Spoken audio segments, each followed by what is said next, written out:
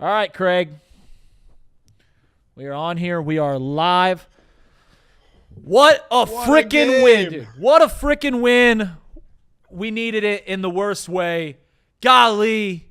I mean, this team, they never cease to make your heart race, brother. They never cease to make your heart race. But what a win. It's always a glorious night when you can beat that godforsaken franchise that hails from Pittsburgh, Pennsylvania. Hey, we talked about it. This was a must-win coming into this one. You couldn't afford to get behind even further in the division, obviously. Right. The Steelers came into this one sitting at 4-1. Bengals were reeling at 2-4, but looking positively in the second half against the Packers last week. And oh my God, it just you needed everybody, right? And it took everybody from start to finish. You talked about needing to get your playmakers the ball. I tell you what, Reed, I don't know if you've seen the final numbers, but I think they got the playmakers the ball in this one. Joe Flacco just invigorating this offense and giving Zach Taylor a weapon that he didn't have in Jake Browning. And man, oh man, what a win. Just what an environment and Paycor. I mean, I wish I was there. It just took me back to the days of, those, multiple playoff appearances and just, man, just got me going watching from home here in my office. It was a fun one. Last Tuesday, morale around the Cincinnati Bengals was as low as I've seen it in the Joe Burrow era. Since Joe Burrow had been the quarterback here in Cincinnati, from where we started the year to where we were last Tuesday, I had never seen it lower. People like me, idiots like me, were saying like, hey, man, this thing might not work. And maybe it still doesn't work. But this team, we were down and out after 3 consecutive blowouts and being 14-point underdogs in the NFL, which never happens. And they make one trade. They make one move, which just that little spark of going out and getting Joe Flacco, when this team seemed like it had 90 problems, gave this team and what it seems like inherently, or this fan base and inherently the team, just enough inspiration, spark, fire, hope, whatever word you want to use. It feels back, and you saw it with the fans tonight at Paycor Stadium, where they were so into it. And it was such a great game, an entertaining game. Joe Flacco throws for 350 yards when he just joined the team 9 days ago.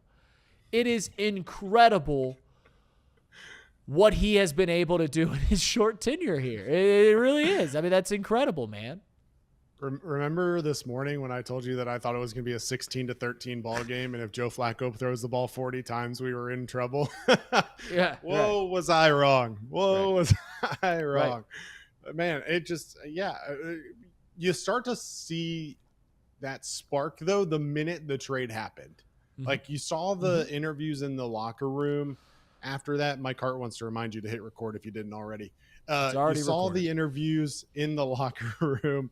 You heard from Chase Brown and how different it was in the huddle, and how different Joe Flacco was relaying the play calls. And then obviously you heard from Jamar Chase and how he felt appreciative to this front office to give this team a chance, which unfortunately tells you a little bit about how they felt about Jake Browning at that point. But most importantly, is it clearly reinvigorated this team. And you looked at the sidelines during those 2 games with Jake Browning, and there was no smiling going on. There was no energy. There was no excitement.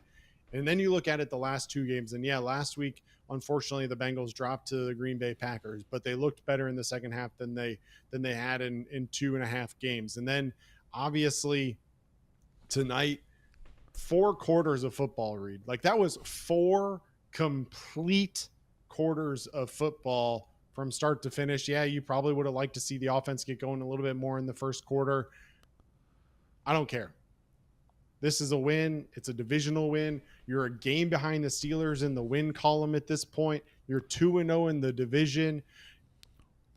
You're back on track. And oh, by the way, for those of you that didn't join us in the pregame show, Joe Burrow's on track to come back. Right. And so a lot of positive energy right now, Reed, and I'm feeling it myself. I know this chat is feeling it. I'm sure if you're listening to this podcast on Friday morning that you're feeling it. I'm already getting blown up with text messages by family and friends that are wondering, about all this. But man, it's a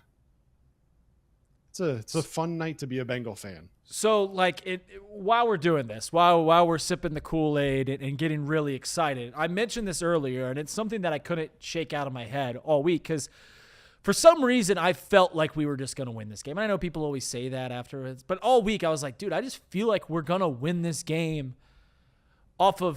based off of nothing that I'd seen the Bengals do and based off the Steelers were playing great. Like, it just didn't make sense. I was like, I can't shake it that we're going to win this game. So I go ahead and you go, all right, you win.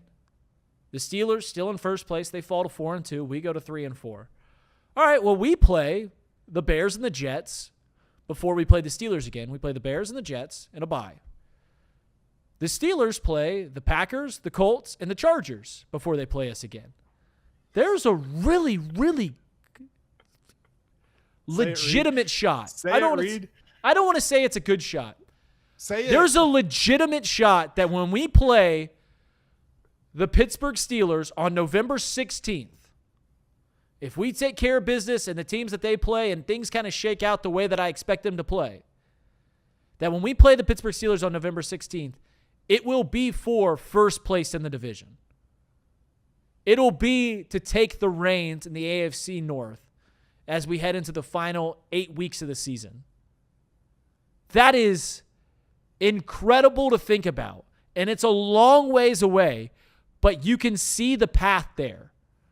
And I know we're drinking the Kool-Aid here, but you can see the path in which that game on November 16th means taking first place in the AFC North. But it's a long ways away. There's a legitimate conversation to be had that not only could it be for first place, but you could have a 2+ game lead in the division at that point. Yeah. If you win your next two, you're sitting at 5-4 going into that game. Mm-hmm.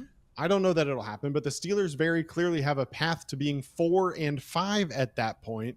And then if you go out and you win that game in Pittsburgh on the 16th that you're talking about, and you beat them and they drop to 4-6, and now you're 6-4 with a 2-0 record against them in season, that's a big lead. It's a big lead. I mean, even if you say we split the next two games, so we split the next two games and we are 4-5, and they go 1-2 against the Packers, Colts, and Chargers, and they're 5-4. We win that game on November 16th. Both teams will be 5-5, and we'll have the season sweep over them. We'll be 3-0 in the division. So this isn't like some fairy tale that I'm spinning. I'm not spinning yarn here. Like, this is something that could happen, but it's a long way away. Let's talk about this week. It is a long way away. And Reed, you've been talking for a really long time. And so what I'm going to do is I'm going to give you a nice little break here. Thank you. Okay. For those of you that didn't get to see the whole game, I'm going to give you the rundown of how we got to 33-31. And I'm going to be brutally honest with you right now. There was a lot of action in this one. So I did my best to trim it down, especially the first half, which I already covered at halftime. But for the podcast listeners on Friday morning, I want to make sure that they get the full rundown. So Reed, you take a breather. I'm going to take over for the next, I'm going to be honest, this might be 5 to 10 minutes of me. I'm going to go use the restroom. I'm going to go use the restroom. Yeah. And then when I get back, we'll talk about it and we'll break it all down. But first, let's get into this one and how we ended up. If I could, for the life of me, if I could just update a score for once in my life, that would be really cool. But no, I refuse to update a score. Let me do it real quick before we get too far. 33-31 is your final. Here we go. Box score recap brought to you by Nicholas P. Kirby, even though he does the Reds games. Steelers take the ball first and convert a 3rd and 11 on a 39-yard pass to DK Metcalf. Then on 3rd and 6 from the 10, Aaron Rodgers extends the play and after 8+ seconds finds Jonnu Smith for a touchdown and a 7-0 lead. Teams went back and forth with punts, and then the Steelers put together a nice methodical drive, but stall out after a penalty, wipes out a Jalen Warren TD, and then another penalty wipes out a 4th and 1 tush-push conversion. Steelers have to settle for a 41-yard Chris Boswell field goal and lead 10-0. Chase Brown starts the Bengals' next drive with a 28-yard run through the left side of the line. Flacco then finds Jamar for a 15-yard first down. Pirine picked up 10 on the ground, and then Flacco dropped one in to Jamar Chase for an 8-yard touchdown to make it 10-7. 10-play, 72-yard drive took up 5 minutes and 48 seconds. Steelers try to go deep to DK Metcalf on the next play, but ball was badly overthrown, allowing Jordan Battle to pick it off at the Cincinnati 24. Chase Brown started the drive with another big gain, this time for 37 yards to the Pitt 39. 2 plays later, Flacco found T. Higgins on a crossing route, and T did the rest. He went 29 yards for a touchdown and a 14-10 Bengals lead. DJ Turner would then pick off Aaron Rodgers' pass intended for DK Metcalf at the Cincinnati 30 with 40 seconds remaining in the half. Bengals get the ball down to their opposing territory, call a timeout with 2 seconds left, and give Evan McPherson a 49-yard field goal attempt, and it's good to make it a 17-10 Bengals lead at the half. Bengals get a 26-yard return out to the 32-yard line to start the second half. Flacco later connected with Jamar on a quick slant for 16. Then on the next play, they go back to the slant on the other side of the field, this one for 14. A third down completion to Andre Yoshivas was inches short of the marker. Bengals go for it. Flacco gets pushed forward for a first down. Bengals unfortunately couldn't punch it in from the 8, and they settle for a 7-minute drive, ending in a 23-yard McPherson field goal and a 20-10 lead.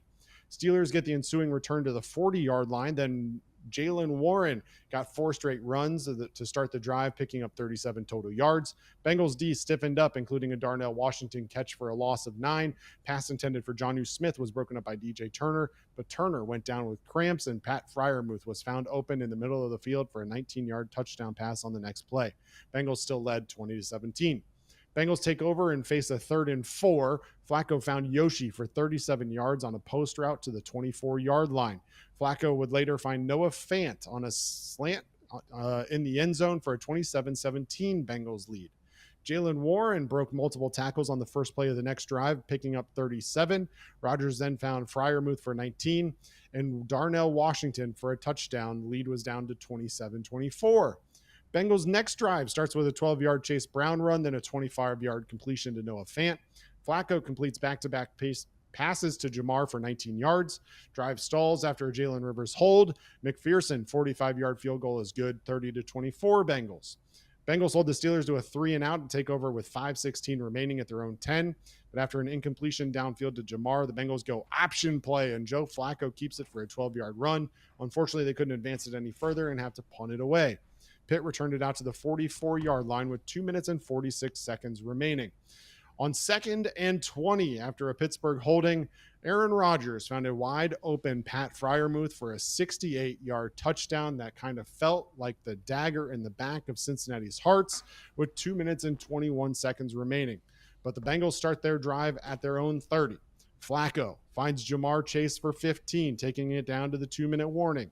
Flacco finds Jamar Chase again on an under route, and Chase takes it for 18 down to the 37-yard line in Pittsburgh territory. After a Brown run, Flacco floats one to T. Higgins, who slides down at the 7-yard line. Bengals force Pittsburgh to use their final timeouts, run the clock down. Evan McPherson, good from 36 yards with 7 seconds to go. Bengals lead 30-31. A Hail Mary attempt from Aaron Rodgers is knocked down at the goal line. Bengals win in advance to 3-4 on the season. 33-31 is your final score. Joe Flacco, 31 of 47, 342 yards, 3 touchdowns, and potentially most importantly, no interceptions. Running game got going in this one. Chase Brown, 11 carries, 108 yards. Jamar Chase, 16 receptions, 161 yards and a touchdown. T. Higgins, 6 for 96 and a touchdown. Noah Fant, 4 for 44 and a touchdown of his own. Let's see if Reed is back from his bathroom break. He's back. I'm back. He's I literally got back as you said. Evan McPherson kicks the game-winning field goal. And I was like, good timing. I'm right. This is perfect. I'm glad I edited it to the exact length that you needed in order to get your potty break in after your 4-hour stream. But look, Reed, I know you didn't hear all that, but one of the most important factors in this game for me was the establishment of this running game. And that was really the first time we've seen a successful running game out of this Bengals offense this year. Chase Brown, 11 for 108. Samaje Perine added 7 for 31. All told, this Bengals offense, 23 carries, 142 yards, good for 6.2 per pop. Did you think that was as important as I did? Yeah, no, it is huge. And as we know about the run game, it's you see 5 yards a pop or 6 yards, whatever it is, and it's not like that. Where you get that and where the run game really opens up is you've got to be able to hit those big running plays, those 15-yard rushes. Today, Chase Brown with a 37-yard rush.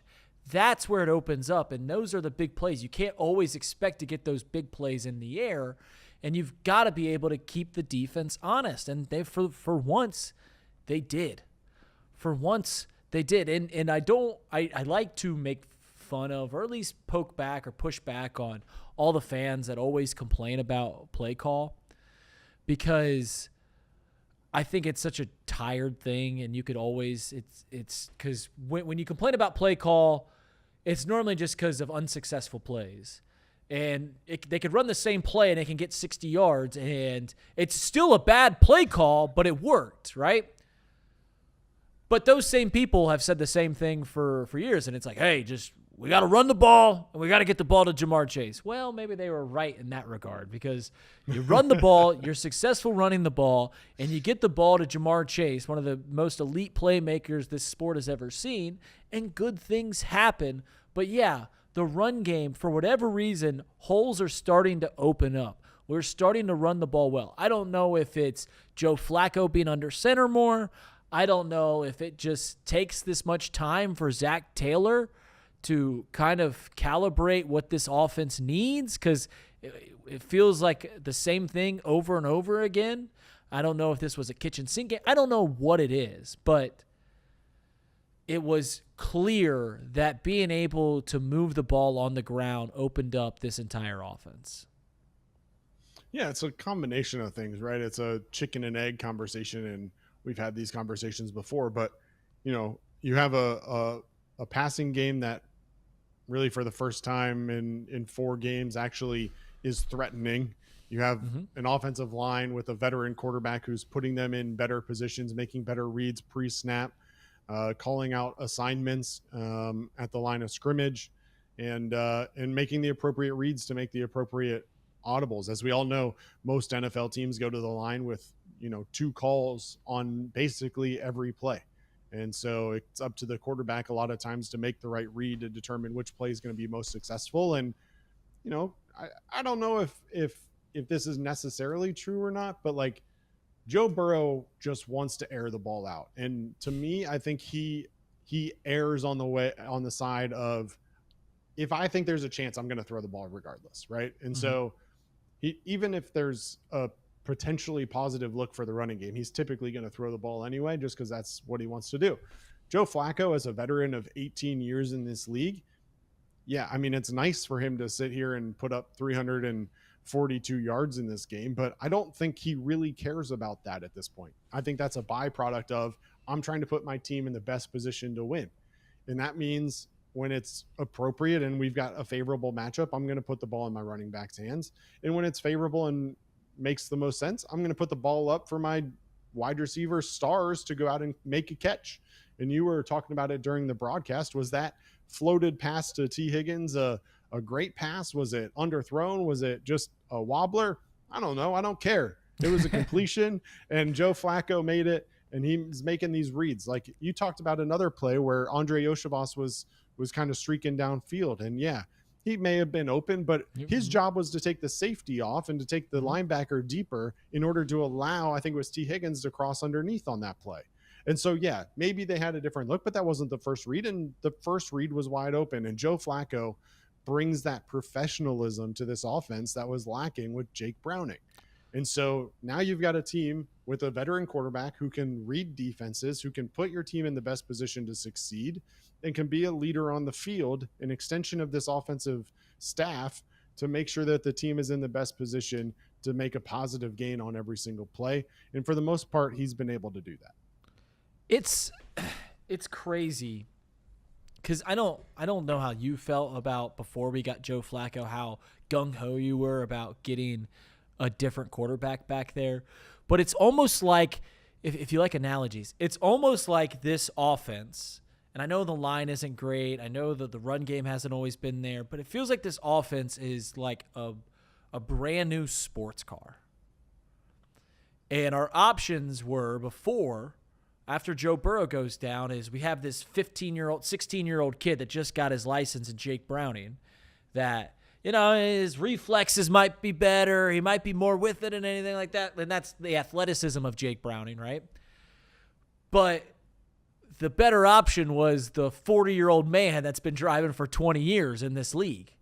That's Joe Flacco. Like, we're giving him a sports car. We're giving him Jamar Chase, T. Higgins, Andre Yoshivas, Chase Brown, and we're saying, hey, this thing can run a little bit. Just put the key in the ignition and do your thing that you've done for 20-plus years. Like, we know you can run this offense. We know you can run offense. You've been successful. You're playing in your 40s for a reason. You won a Super Bowl for a reason. Here's the keys. Go and do it. And it's incredible to play. And I said this on the stream tonight. It is insane to me.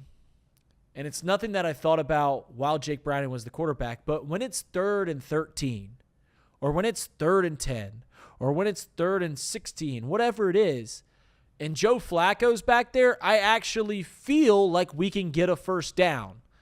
I felt that with Joe Burrow, obviously, all the time. I never felt that with Jake.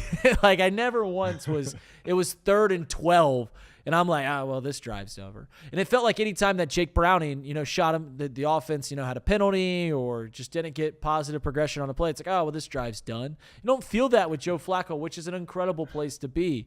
It's incredible. That first drive, we have 3 drops and a penalty, and it's like, well, we can't do that. Our offense isn't good enough. Then for the rest of the game, we move the ball at will on the Pittsburgh Steelers. This offense is that sports car. This offense has the engines. It has the tires. It has the frame. It has everything you need to get where you need to go. And I think Joe Flacco is good enough to have this thing running at a very high caliber, as we've seen tonight. Yeah, it's funny because even later in the game, it was 3rd and 18 after Flacco got sacked, and Correct. you wanted them to be aggressive and go for it in that situation and try and pick up a first down, and not worry about the clock and all these other things. It gives you a different mindset in this offense, knowing that you have a capable quarterback. And you mentioned the sports car. It's like that meme where you've got this sports car sitting underneath a collapsing carport next to a dilapidated house. I almost think it's a little bit like the opposite, where you've got this like really nice house but a trashy car next to it, and that trashy car was Jake Browning, and now all of a sudden you've got that final piece to the puzzle, and you've got that sports car in the driveway of your mansion. Like, Joe Flacco is 40 years old. I'm watching him laugh and smile on this post-game interview. Like, I think he's having the time of his life right now. How could you not? When was the last time Joe Flacco had this kind of weaponry at his disposal in an offense that allowed him to play this kind of football?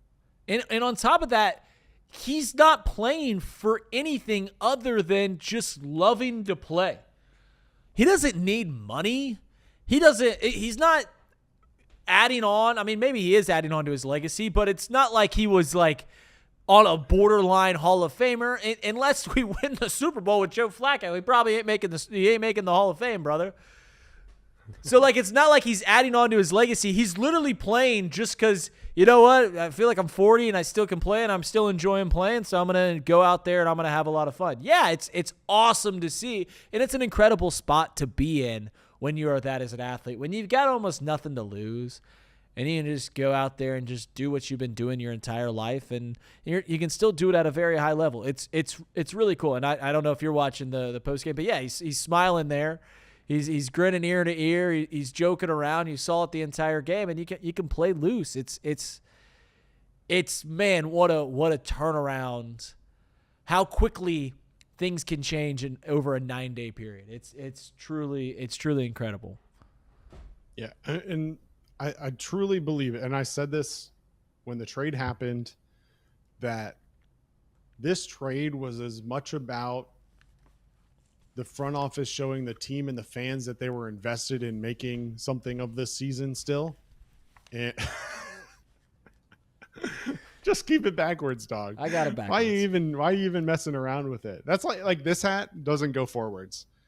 Like I bought it. I liked the hat, but like whatever is happening up here, the high crown. Yeah. Yeah. It just doesn't work for me. So, I like the little twill, the little emblem in the front, but at the end of the day, just keep it where it is. I got it. I'm back. You just need a nice little bee on the crown, just like I have it, so that you can still show off your fandom. Where are we at? I don't know. This is a different post-game show than we've had a chance to do this year, Reed. Yeah. I think Flacco, I think this front office showed this locker room that they had hope still, rather than just continuing to rock with Jake Browning. And again, Burrow was there tonight. I'm not even going to begin to act like Joe Flacco is anywhere near Joe Burrow. But if you're Joe Burrow, what does this do for your mentals and for your rehab assignment, knowing that you don't have to like overly rush back because you now have a competent quarterback, versus 2 weeks ago, he's watching Jake Browning throw ducks and he's like, man, if I don't get back sooner than later, we might not have a chance. Now he's watching Flacco out there sitting on the bench next to an 18-year vet. And he's like, all right, I can actually like go through my rehab, not have to worry about trying to rush back for Thanksgiving or trying to rush back earlier than I'm ready. Let's get back for December like the plan was from the beginning, and we'll be in contention. I have faith in this team at this point to be in contention, versus 2 weeks ago where he may have been sitting here thinking, well, I'm not even coming back this year because we're going to be out of it. Well, yeah, I think Did you think I was going somewhere else with that, where he thought like his job was in jeopardy? No. My opinion is this. You're saying he can relax and focus on getting back. I think this adds kind of a little fire underneath him to be like, dude, we're going to be fine. Like, I'm sure over the last few weeks, he's like thinking to himself, if I come back in the middle of December and we're 3-13, what am I coming back for? Or 3-10, like, why am I coming back for those last 3 games if they don't mean anything? This can light a fire under him and be like, all right, let's get me right. Let's get me right. Joe's going to keep this thing afloat. Joe's going to win some games, and I know we keep circling those last 3 games of those Dolphins, Cardinals, and Browns. Can this team get to 7 wins before we get to those last 3 games? We'll see, but it certainly gives you a lot more confidence. And, yeah, I think that does add a little bit extra to Joe, to where he was probably just thinking, Joe Burrow, that is, thinking like, hey, man, what's it matter? Like, I mean, not that I think that he's that kind of a player, but he's just sitting there going, I don't want to rush back from this injury to help us get to 6-10 or 6-11. I don't want to do that. Right. But now he can go like, dude, I'm gonna. This is giving me extra fuel to get back to playing for those final 3 weeks. Yeah, well, I think everybody on the team's invigorated, whether you're Joe Burrow, you're Jamar Chase, or you're Dalton Reisner. I think all of them are excited now and see what, the potential for what this team can be. Now, the challenge is, and obviously there's more conversation to be had here, is can this defense step up? And can this defense back up this offense again and, maybe not force them to score 30 points to win a ball game? But the good news is that, similar to last year, at least towards the end of last year, at least the offense can pick you up if you have a down game, right? I thought the defense played relatively well for most of the Packers game until Josh Jacobs started to go crazy. I thought that the defense played relatively well in the Lions game until those turnovers gave the ball to the Lions deep in their own territory. So, I think I think ultimately tonight was a rough night for the defense, and specifically for whatever reason, this team for years now has had trouble guarding tight ends. And Aaron Rodgers threw 4 touchdowns tonight, and all 4 of them were to tight ends. After I spent the better part of the last couple of days talking about how this Pittsburgh team doesn't have any weapons, and all you got to do is shut down DK Metcalf. Well, DK Metcalf had 3 catches tonight for 50 yards. Meanwhile, Pat Freiermuth burned you for 5 for 111 and 2 touchdowns. Jonnu Smith had 3 for 28 and a touchdown. Darnell Washington had 3 catches, including a touchdown. So yeah, it's crazy that continues to be an issue. I don't know what the answer is. I think the answer is probably in the linebacking crew, but I don't know. I don't care right now is the other piece of it, Reed. Like, honestly, like, you and Stone can talk about that later this or maybe next week, I guess, at this point. I'm on such a high from Joe Flacco and Jamar Chase and T. Higgins and Chase Brown. Like, defense, the only thing I really care about on the defense right now is that they won the turnover battle. Mm-hmm. And they got 2 turnovers of Aaron Rodgers. That we scored on. 2 picks in the first half that both of them turned into points. Yeah, I mean, it's listen, we signed up. It's been a bend don't break defense, but man, sure would be nice to not bend for once. I'm agreeing with you. It feels like it's you're burying the lead when we're diving into the defense, and there's a lot to talk about there, obviously. And we knew going into this year, we said based off this offense, we need this defense to be average, and this team will be really good. And when Joe Burrow goes down, you're asking that defense, hey, can you be a little bit better, right? Everyone's going to need to step up a little bit more. But I still think if this team this defense is an average defense, which it has not been that this year. It's played better at certain times. It feels like it feels like they run out of gas a lot. And frequently that is because you're turning the ball over really quickly. Like, you're giving the ball back to the offense, and they're out on the field a whole lot. But in the past few games, it just feels like we get to late in the game and they kind of run out of gas. But they had a big stop there with 6 minutes to go and forcing the Steelers to punt. But the point I was going to make was all of us Bengals fans, everyone that has watched tonight, I think we're up to like 21,000 views on this live stream. Everyone that watched this tonight, we signed up for exciting football. Everyone makes fun of us like, oh, you run your team like a 12-year-old fantasy football general manager.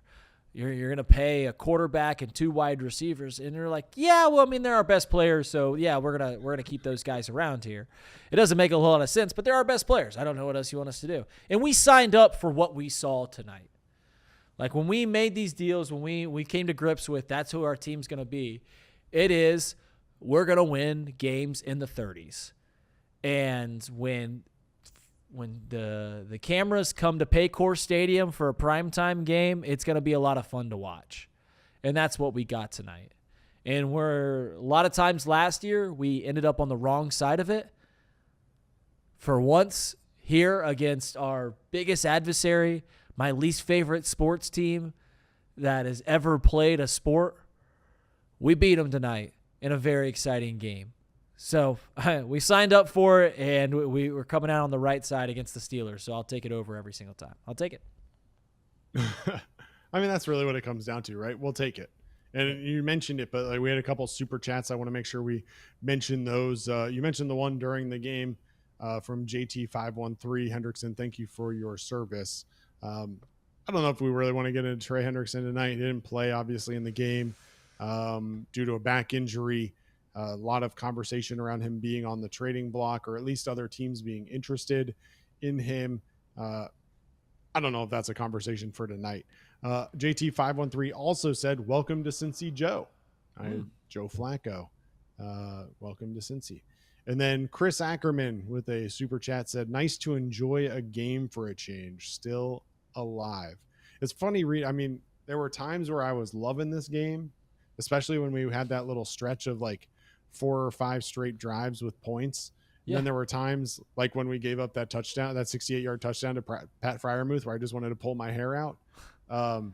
But that's what the Cincinnati Bengals team does to you. Like, it just puts you through so many emotions, which is really frustrating. And I feel like we're going to go through it all year long, but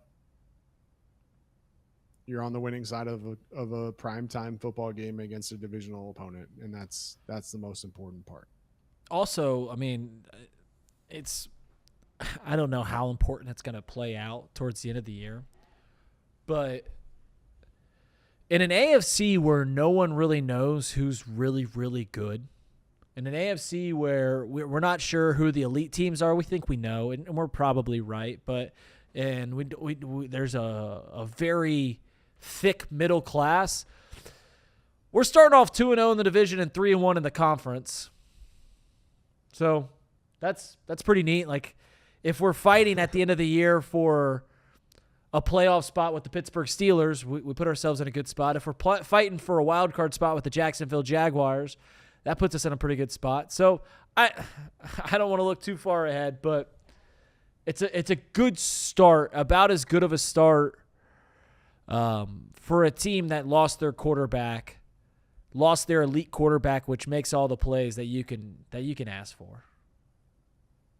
So, yeah, 2-0, 3-1 in the conference. Both of those things matter when it comes down to the tiebreakers at the end of the year, if you happen to worry about it. So, pretty crazy that this team is sitting at 3-4 with a negative 78 point. Worst in the conference.